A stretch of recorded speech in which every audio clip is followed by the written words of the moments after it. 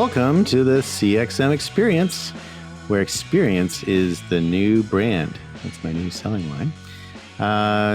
Hey, today I'm going to talk about something that I'm running across a lot. It's very interesting how times have changed. When I first started Sprinkler about 3 years ago, one of the first things I did was spend a fairly significant amount of time with customers, talking to customers, visiting with prospects.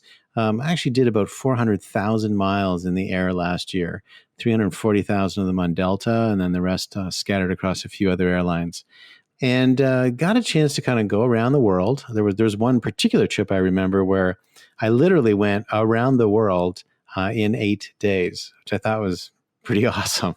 I flew from JFK to Korea to, I think it was then Switzerland to London, and then from London to JFK, and did that all in 8 days. And I don't think I ate a single meal on the ground. It was hilarious. And in all that time and all those people that I saw, a lot of the time I spent talking to them about the importance and the growing power of modern channels. So we've talked a little bit about modern channels, but just as a quick recap, modern channels are the conversational media that have been invented in the 21st century. So it would include social platforms, but it also includes forums, it includes blogs, it includes review sites, very important, live chat, all that sort of 21st century conversational technology, which is quickly supplanting the broadcast technology of the 20th century. Not going away, but broadcast is becoming less and less legit as people prefer the honesty of real conversation. And so most customers have moved there already, and there's always a bit of a lag, and companies are beginning to move there as well.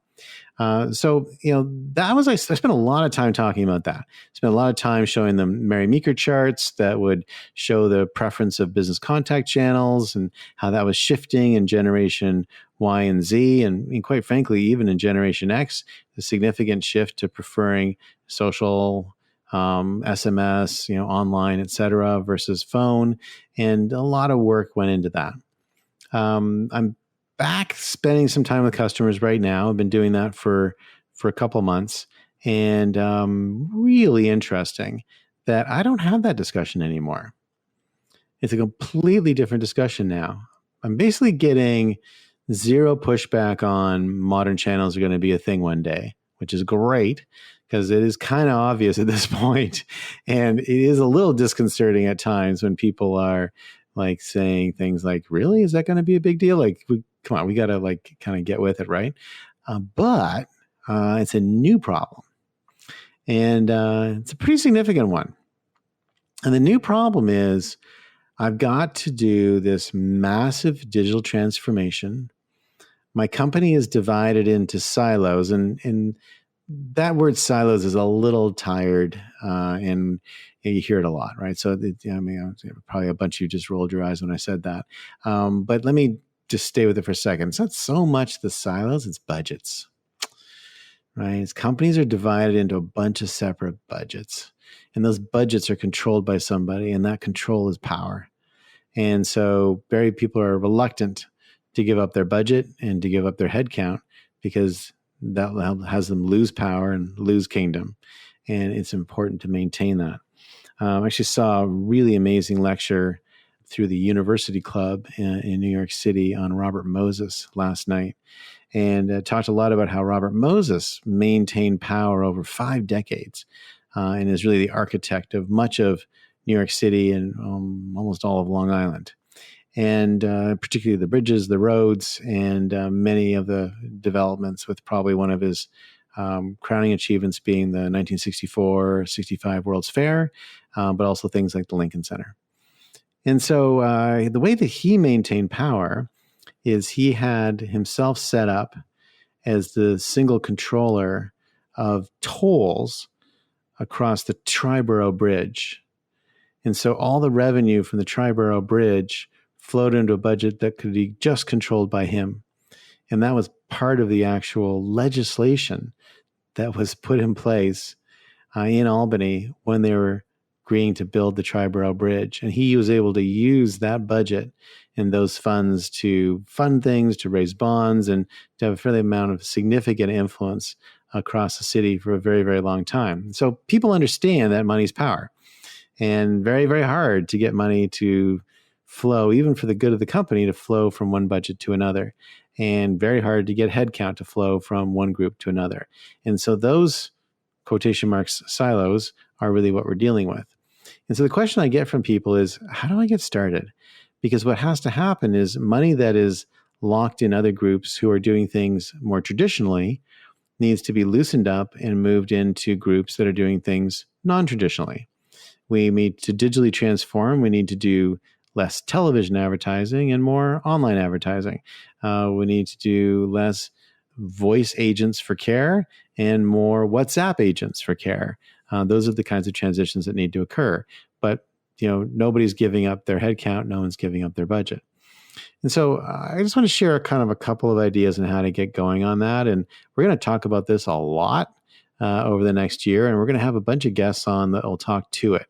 Some people have very successfully navigated it. I actually did a webinar with Lubomira at L'Oreal about 2 months ago. And she's done a really amazing job of driving this digital transformation at L'Oreal.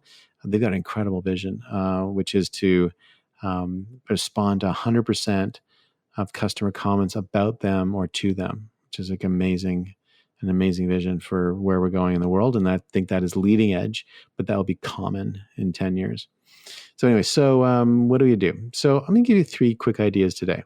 So the first thing, and I think this is the most critical thing, is that all stakeholders have to be engaged.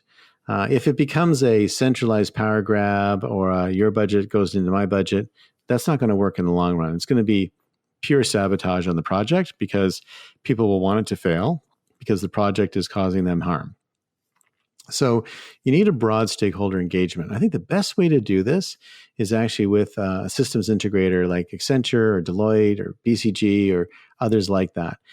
There's a lot of power in bringing in a third party like that to drive the change because they can be ignorant of the politics and talk about what's best for the company, but they can also drive a process where they're engaging all the stakeholders together.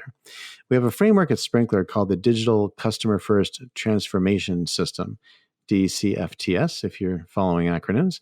And DCFTS is a set of things that we learned over the 1,000 integrations we've done with Fortune 1000 companies that talk to how to think through your maturity models, think through your ROI models, think through your integration landscape, and work all of the different parts of the organization along a maturity curve to kind of get to where you want to get to. Because it's very exhaustive, we do a lot of workshops where we identify the parts of it that are applicable to a particular organization, and we love doing this with our SI partners. So that's kind of tip number 1 is don't be the one person. Bring in an SI and have a framework. It's a little bit like total quality management or any kind of Six Sigma transformation. There's usually a group that drives it, but typically consultants in the SI field are leading it so that the whole company can get behind it. The second thing is provide value for everybody. There's a maxim that customers first. Very few companies would say the customer's last. Very few companies say we don't care about the customer. No one says that. It's often true in terms of the way they operate, but no one says that. People always nod to the customer as being the source of control and power in the company. So talk to different groups and find out what they need to know about the customer. For example, classically, marketing is the organization that looks at customers and has customer insights and publishes customer studies. But what about product? The product teams must need to know about the customer. In some companies, the product teams are highly dependent on customer insight. Talk to them, find out what they need to know as well, and create a single customer insight system. And what's amazing about modern channels today is they're essentially the world's largest focus group. It's unsolicited feedback from people who are saying honest things. And if you pull it all in, you get a very good picture of what you should and shouldn't be doing. And then provide that value to everybody so people start to be able to go to management with a customer-centric point of view, which is where sort of management is going to be excited to see people executing against a strategy that makes sense for the company and gives everyone a common set of talking points and a common data set. And then the third thing is start putting numbers against it. It's not that hard to start looking at what other people have done and your own opportunities and start saying, here's our revenue opportunity if we were to engage customers in these channels. Here's our cost savings opportunity if we were to use these channels instead of voice to do customer care, and put an actual number and a roadmap against it so that people feel like there's a way for them to achieve their own business goals. And then break down that number by business group. So with each budget, make sure that each budget owner understands their upside by being able to switch to a new system. It makes a big difference, helps bring them on board, and you'll learn a lot as they tell you about their business. So just a couple quick thoughts. We're going to be talking to lots of people about how they've done it. I'll talk a little bit about some of the experiences that I've had as well. And for today, that's it. Thank you for listening to the CXM Experience, and we'll be back tomorrow.